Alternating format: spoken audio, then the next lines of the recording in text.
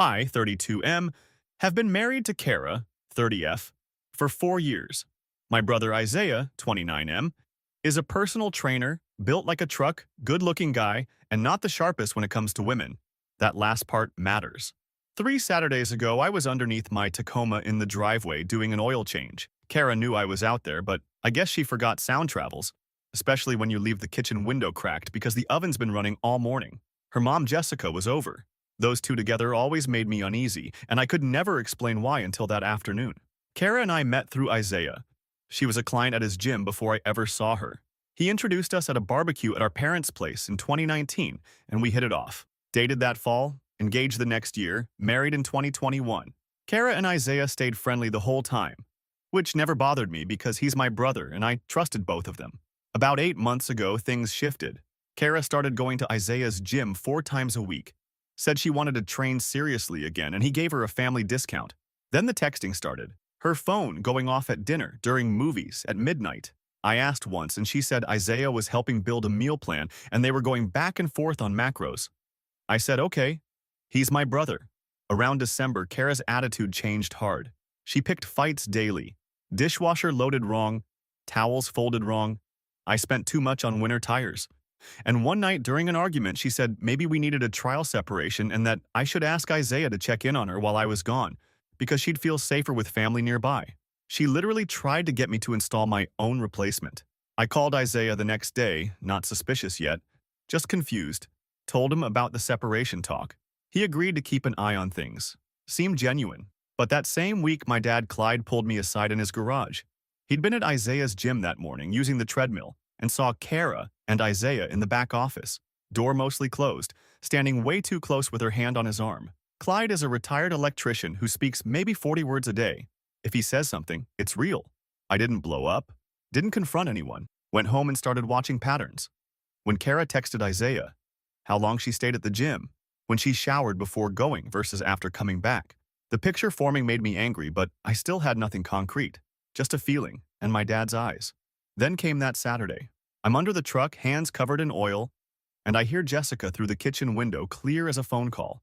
She asked how Operation Brother was going. Kara laughed. Not a chuckle, a full cackle. She told her mom Isaiah was eating out of her hand, that he believed she was leaving me for him, that she'd been flirting for months and he was completely hooked. I stayed under that truck, because what came next was worse.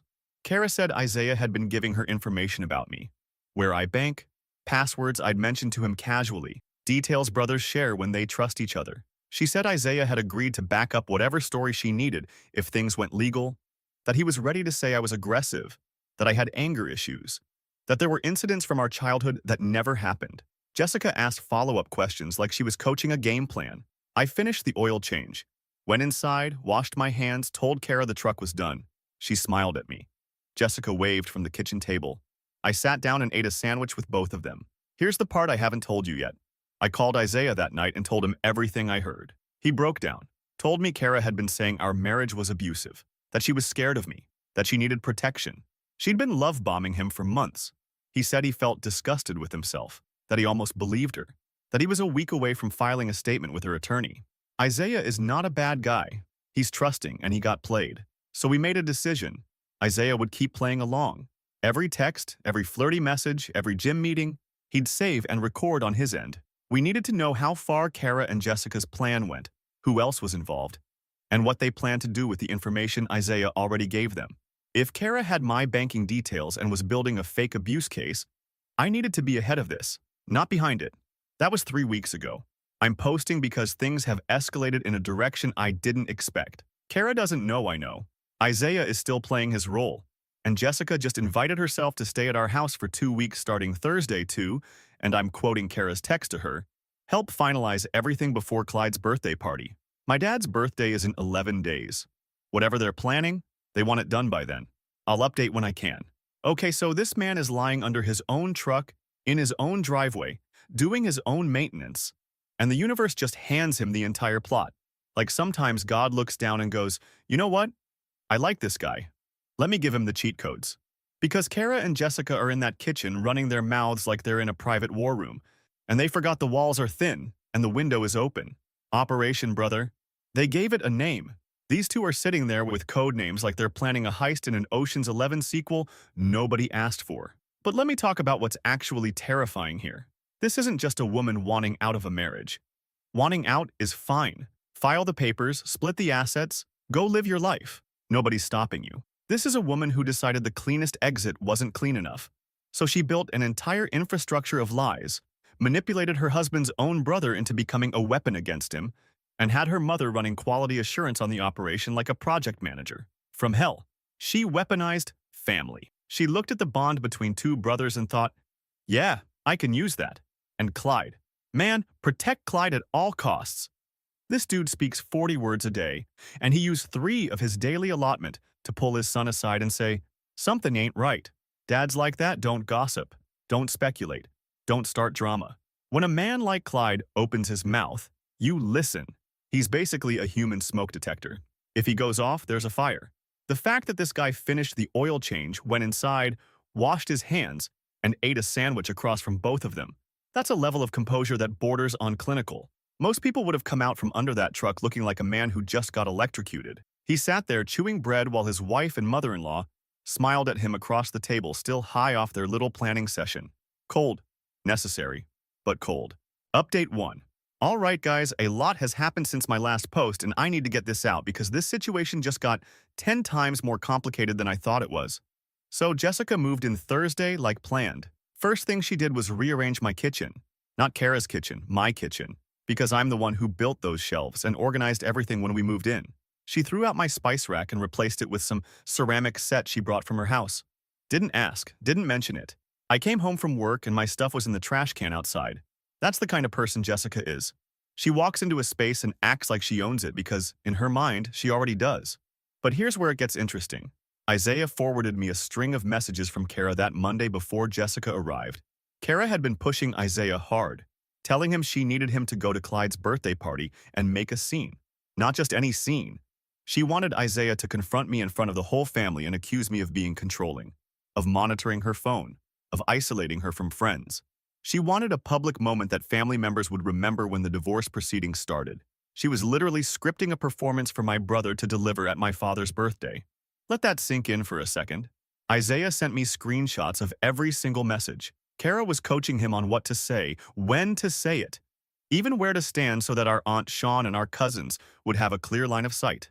She told Isaiah the goal was to make everyone in the family pick sides, before any paperwork got filed, so that when she claimed I was abusive, nobody would be surprised because they'd already seen my own brother call me out publicly. This woman was building a narrative months in advance and using my family's own gathering as the stage. Now here's the new complication nobody saw coming. Wednesday night, 2 days before Jessica arrived, Kara sat me down after dinner and told me she thought we should try couples counseling. I almost lost it right there because I know what she's doing. I've read her messages, I know the whole plan, and now she's sitting across from me at our dining table talking about saving our marriage with this concerned look on her face. But I kept it together. I told her that sounded like a good idea and I'd look into finding someone. She seemed relieved, almost too relieved, and went upstairs to shower.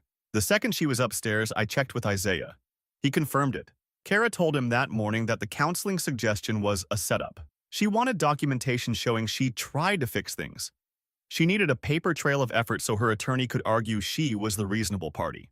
Isaiah said Kara told him she planned to go to exactly 3 sessions, act cooperative, then claim I refused to change, and file. She even told Isaiah she already had the attorney lined up, someone Jessica used in her second divorce, a guy who apparently specializes in building cases around domestic patterns. So now I'm dealing with Jessica living in my house, going through my things, rearranging my space, while Kara is simultaneously planning a public ambush at my dad's birthday and setting up a fake counseling trail. 3 separate operations running at once, and I'm supposed to smile through all of it. But I wasn't just sitting there taking it. Here's what I did that week. I went to see my own attorney, a guy Clyde recommended through a friend from his union days. I sat down and laid out everything. The overheard conversation, Isaiah's recordings, the messages about scripting the birthday confrontation, the fake counseling plan. My attorney told me something that changed my entire approach. He said the recordings Isaiah made were solid because Isaiah was a direct participant in those conversations, and our state allows one-party consent, meaning every text, every voice memo, Every single thing Kara said to Isaiah thinking he was her co-conspirator is admissible. Kara built her case on Isaiah, and Isaiah is my foundation now. Meanwhile, Jessica started doing something that raised a whole new problem. She began going through the house taking photos. I noticed because I came home early on Friday, parked down the street because I saw Jessica's car and wanted to observe before walking in. I sat in my truck for 20 minutes, and through the front window I could see Jessica walking room to room with her phone out, photographing everything. The living room furniture, the TV setup, the garage from the inside doorway. She was cataloging the house like she was doing inventory. I texted Isaiah and asked if Kara mentioned anything about Jessica documenting property, and he said yes.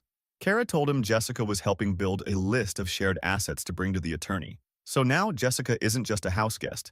She's actively working against me from inside my own home, photographing my belongings. And Kara is feeding information to an attorney I haven't even been served by yet. And Clyde's birthday party is in 4 days.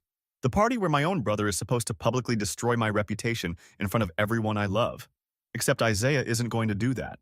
We've been meeting at the gym after hours, going over everything, building our own timeline.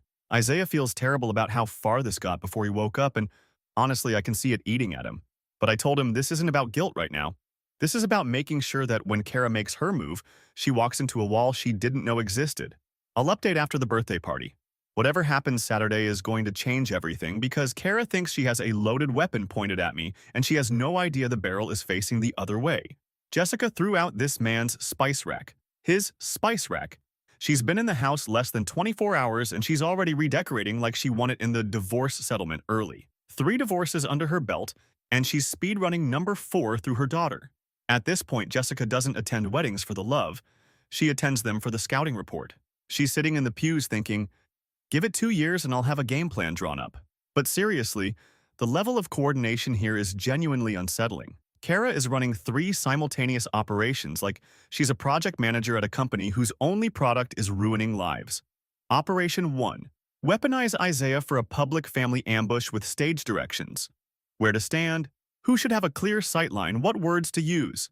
She directed this thing like a theater kid who peaked in high school and never got over it. Operation 2. The counseling paper trail. Exactly 3 sessions. Pre-planned to fail. Just enough to look cooperative on paper. Operation 3. Jessica doing real estate photography of every room in the house for asset documentation. 3 work streams, 3 objectives, 1 shared goal. Leave this man standing in a courtroom with nothing. And the counseling move is the one that actually made my stomach turn. Because counseling is supposed to be sacred ground, right? Like that's the one place 2 people go when they're genuinely trying. And she turned it into a prop. A receipt. Look, Your Honor, I tried. No, you didn't. You booked 3 sessions the way someone books a dentist appointment they plan to cancel. Just enough to say you showed up. But here's what Kara miscalculated completely. She picked Isaiah as her co-conspirator because she thought a man who's trusting and not great with women would be easy to control. And she was right, for a while.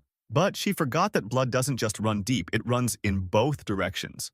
The second Isaiah found out the truth, every single message, every flirty text, every voice memo, became a receipt with her name on it. She built her entire legal strategy on a foundation that literally has a direct line to the other side.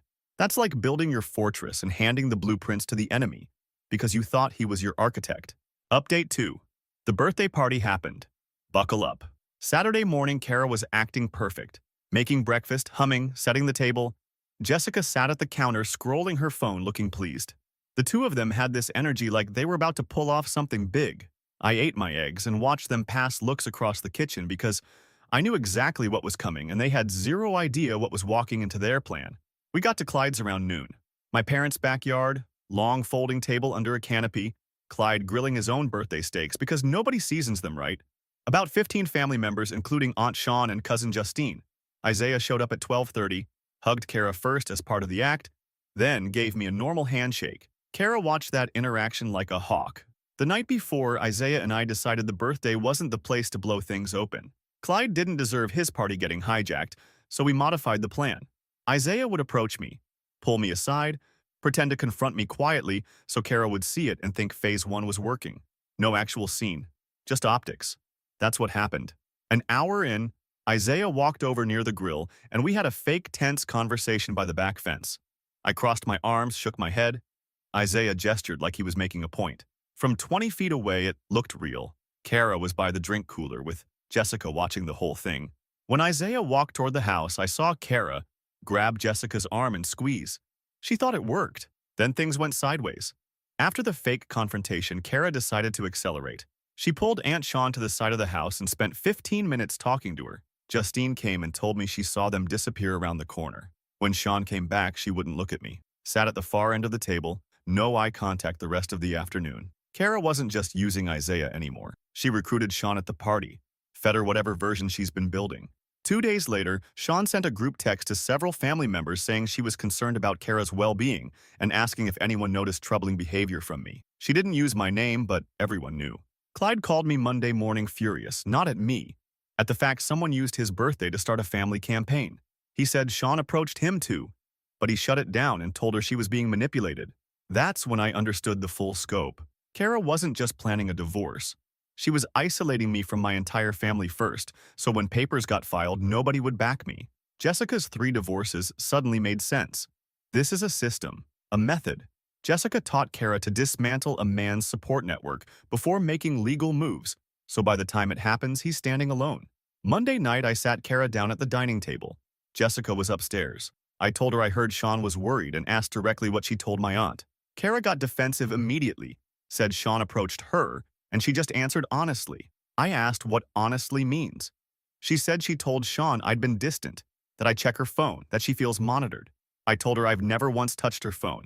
She pivoted, said maybe not checking, but I give her looks when she texts, and it creates an environment of surveillance. I told her that's not the same thing and she knows the difference. She kept redirecting, kept reframing. Every time I pinned one claim, she slid to a new one.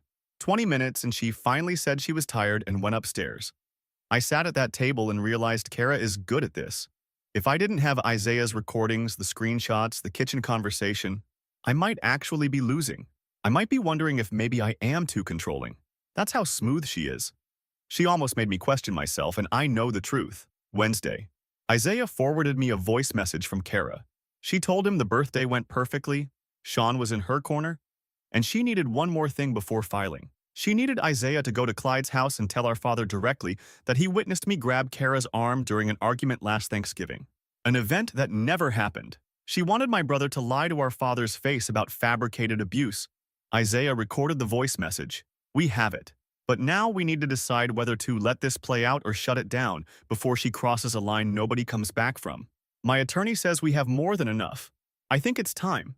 The moment where he says, she almost made me question myself and I know the truth, that line should be studied. Because that's the part of this whole story that's actually dangerous beyond just this one marriage. Kara sat across from this man, looked him dead in the eyes, and started reframing reality so smoothly that even with a folder of evidence, even with recordings, even knowing the entire playbook, he still felt that pull. That little voice going, wait, am I actually? That is skill. Dark, terrifying, should be illegal level skill. Imagine being on the receiving end of that without Isaiah's recordings. Imagine being the version of this guy who never did that oil change on that particular Saturday. You'd be sitting in a therapist's office genuinely wondering if you're an abuser, because your wife told you so convincingly that you started believing her version over your own lived experience.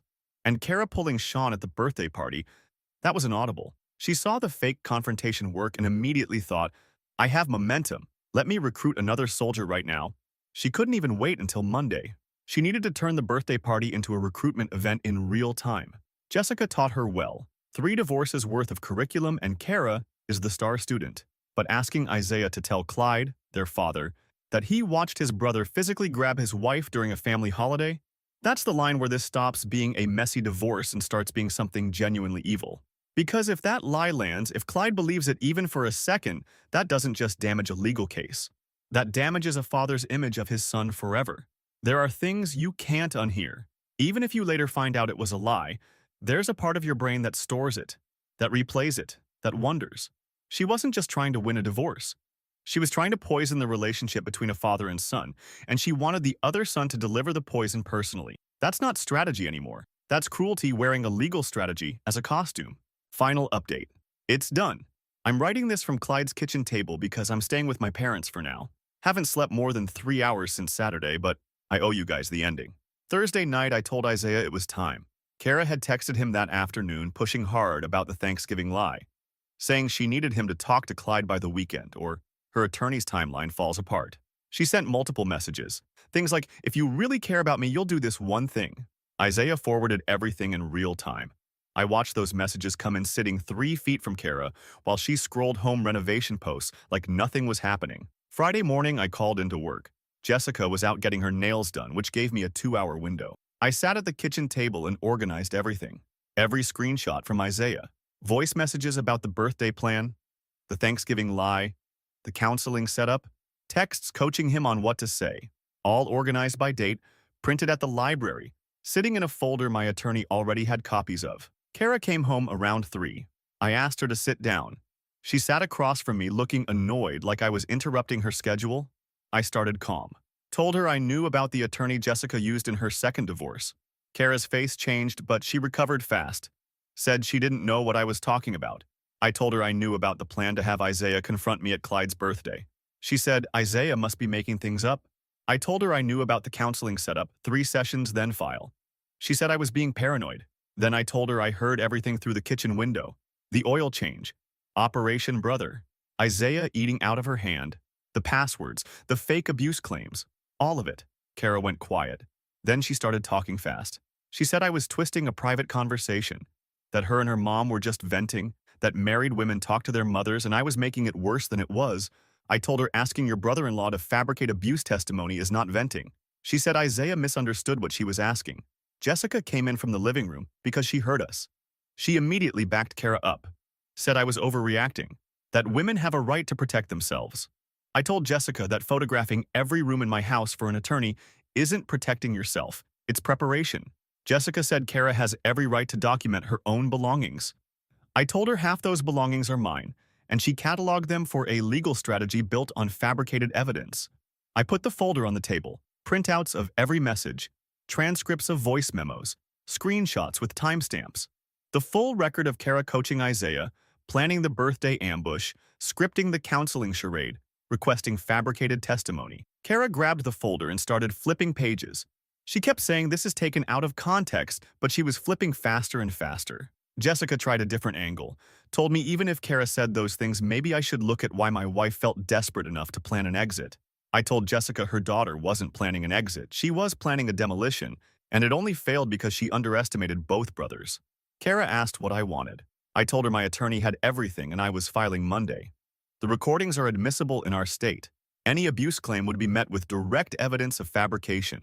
I told her Clyde had already played Isaiah's voice messages for Sean, so the family knows what really happened at that birthday party. I told her Jessica needed to be out by morning. Kara argued I couldn't kick her mother out. I told her Jessica isn't on the lease, isn't a resident, and has no legal standing to stay. Jessica started packing without being asked twice. Kara tried one more angle. She said we could still fix this, that she got carried away, that Jessica pushed her into it, that she never actually wanted to hurt me. I told her that months of planning to destroy someone's reputation with fabricated abuse isn't getting carried away and I wasn't interested in fixing anything. Monday, I filed. Kara's attorney called mine within 2 days, and the tone was very different from what Kara had been promising. When your entire case is built on testimony from someone who recorded every conversation and handed it to the other side, your strategy collapses fast. Sean called and apologized. Clyde told me he's proud of how I handled it. Isaiah and I are better than before. Kara is at Jessica's apartment. She texted me 3 days ago asking to talk. I didn't respond.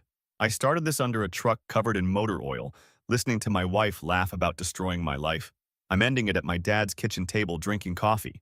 Sometimes the best move is keeping your mouth shut and letting people tell you exactly who they are. Jessica, 3 divorces deep, been through the system so many times she's basically a franchise owner. Heard her daughter's entire scheme get dismantled in real time with printed receipts and time-stamped evidence. And her play was, well, maybe you should ask yourself why she felt desperate enough to do this. Ma'am, your daughter fabricated abuse. She tried to get a man's brother to lie to their father about physical violence that never happened. And your response is to therapist voice the guy holding the evidence folder? That's like getting caught robbing a bank and going, well, maybe you should ask why the economy made me feel this way.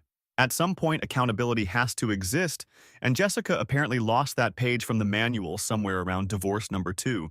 And Kara flipping through that folder faster and faster, I can see that. Every page is another message she sent thinking she was untouchable. Another voice memo she recorded thinking Isaiah was her loyal little soldier. Another timestamp proving she was 3 feet away from her husband, planning his destruction, while he sat there knowing. She built a skyscraper of lies and she's watching it come down floor by floor in a manila folder at her own kitchen table.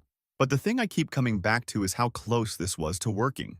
If Clyde doesn't go to the gym that morning, if the kitchen window is closed, if Isaiah takes one more week before the oil change conversation happens and files that statement first, any one of those dominoes falls differently, and this man is sitting in a courtroom with his own brother testifying against him, his aunt backing up the story, a counselor's notes showing he refused to change, and an attorney who specializes in exactly this kind of takedown.